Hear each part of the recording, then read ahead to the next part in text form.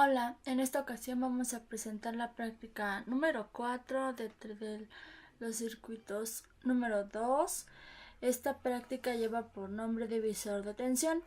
Los integrantes del equipo somos De la Rosa García Karen, Fuentes García Mauricio y Gopar Montoya Frida Yael.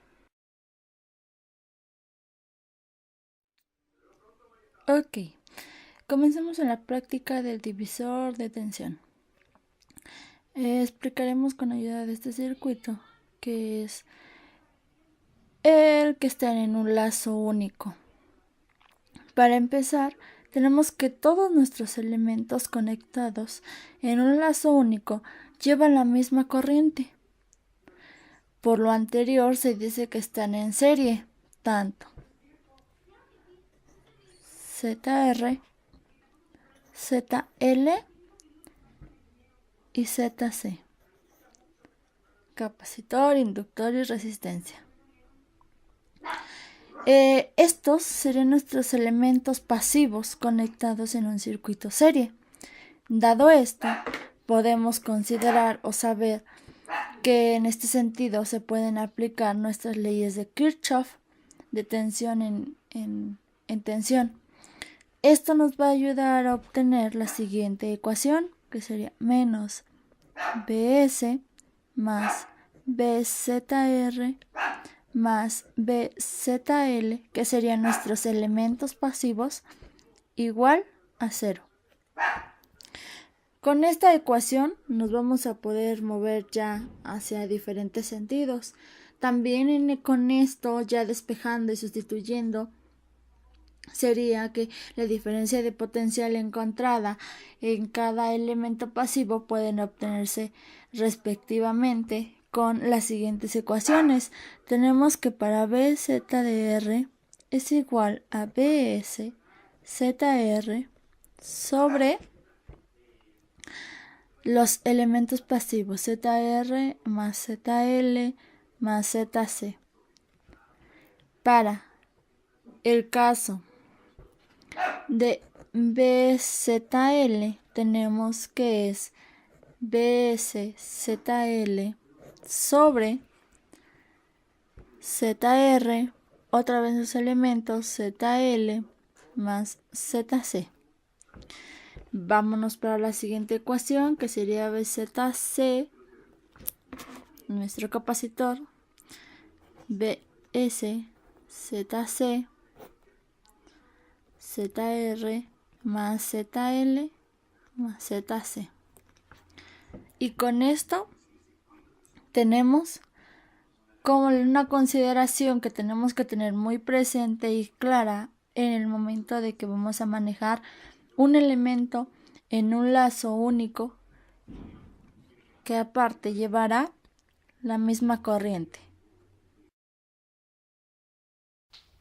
El divisor de corriente determina cómo se divide entre los elementos la corriente que entra a un conjunto de ramas paralelas. Para los elementos en paralelo de igual valor, la corriente se divide de manera equitativa. Y para los elementos en paralelo con diferentes valores, a menor resistencia, mayor es la corriente de entrada.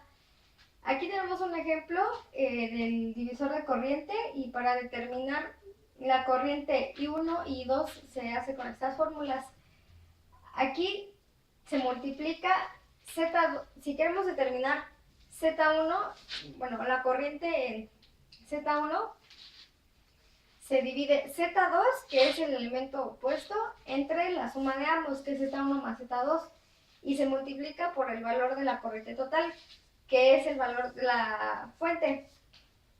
Y para la corriente 2 se hace de la misma manera, pero cambia este elemento de aquí, que como se va a calcular entonces la corriente 2 es el elemento opuesto, que sería Z1. Entonces Z1 sobre la suma Z1 más Z2 por la corriente total.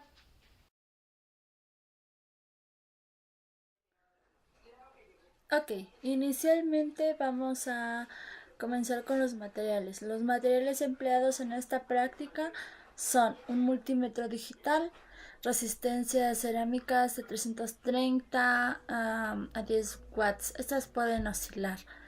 un osciloscopio, sus puntas, punta con salida Caimán y puntas con atenuación.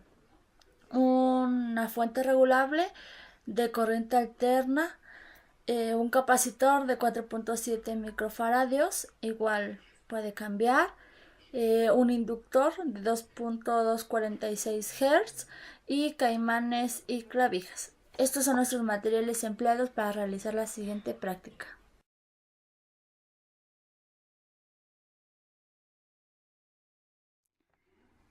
El primer paso que vamos a realizar en esta práctica número 4 de divisor de tensión va a ser la realización de resolver analíticamente y experimentalmente el siguiente circuito que se les está mostrando, y vamos a sacar aplicando el divisor de tensión para obtener las tensiones en cada elemento pasivo. Nuestros valores marcados serían ideales, sería de 12 volts para BS en una resistencia de 330 con un capacitor de 4 o 7.5 microfaradios y una intensidad de 1.246 Hz. Nosotros al medir nuestros elementos ya obtuvimos un valor eficaz de 12.1 volts, una resistencia de 229 ohms y nuestro capacitor está trabajando a 5.0 microfaradios. ¿Okay?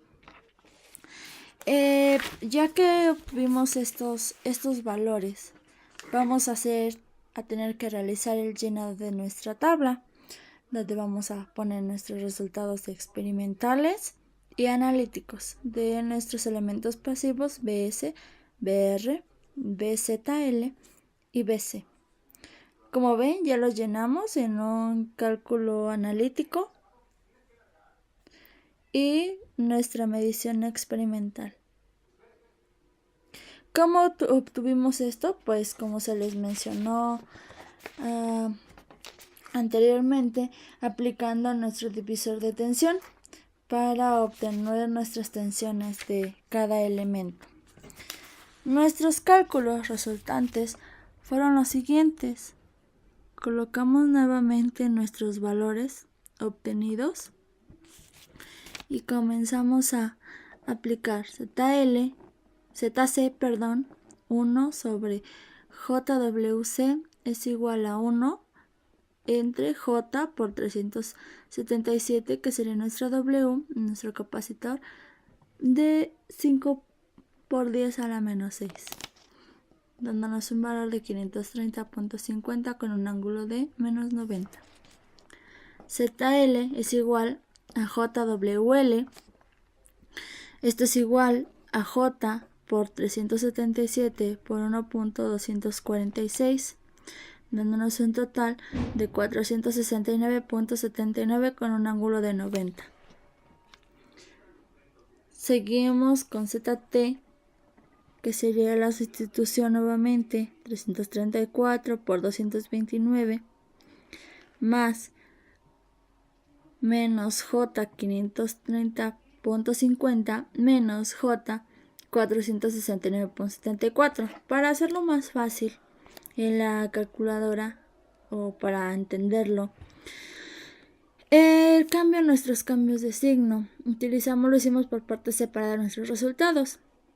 En la primera parte, en la parte real, nos dieron 563, aquí, menos los 60.73 con un ángulo de 90.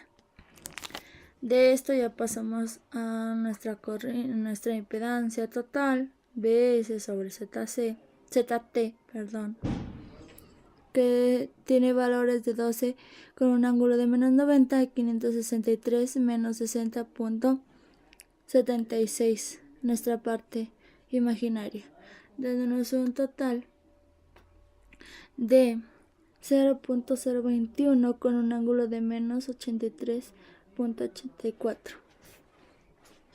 Continuamos con BR e igual, aplicamos nuestros valores previamente obtenidos sería 0.021 con un ángulo de menos 83.84 por 334, dándonos un total de 7.01 con un ángulo de menos 83.84, que es lo que ya estamos llenando aquí, ¿correcto? Después nos vamos a BC, igual, una sustitución, 0.021 con un ángulo de menos 83.84 por 530.50 con un ángulo de menos 90, dándonos un total de 11.4 con un ángulo de menos 173.84, que es nuestro siguiente llenado en BC. Posteriormente y finalmente tenemos BL, que es igual a 0.021 menos 83.84 por 229 menos 469.74 con un ángulo de 90, dándonos un total de 10.97 menos 0.97 con un ángulo de menos 19.82, que sería nuestro otro llenado de BZ.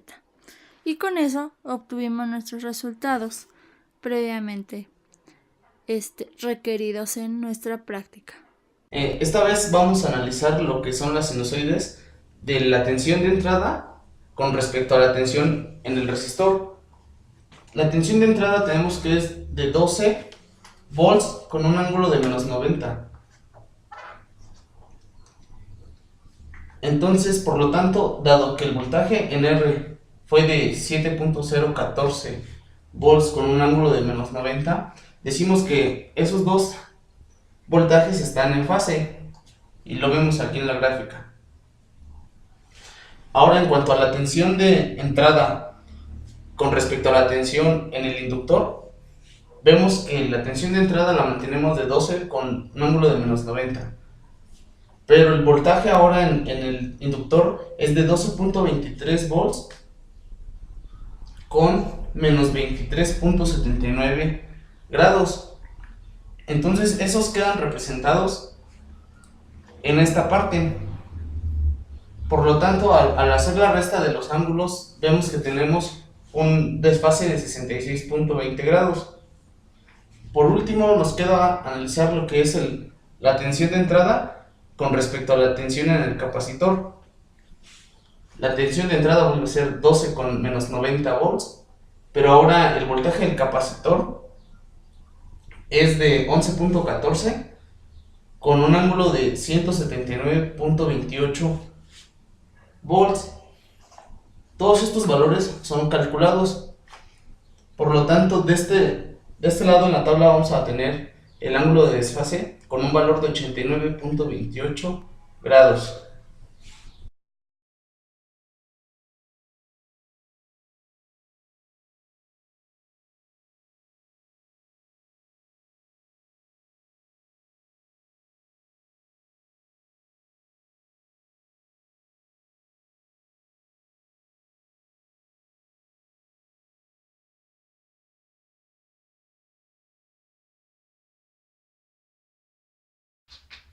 No, como conclusión general, en esta práctica analizamos un circuito RLC con el divisor de tensión y también de manera experimental logramos comprobar este método, que aunque puede parecer muy básico, es fundamental en la resolución de circuitos.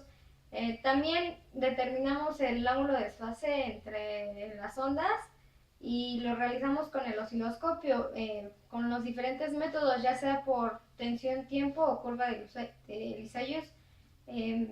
Lo hacemos casi siempre con ambos métodos para así comparar los resultados que obtenemos con uno y con otro y evitar en lo menor posible algún error o disminuirlo.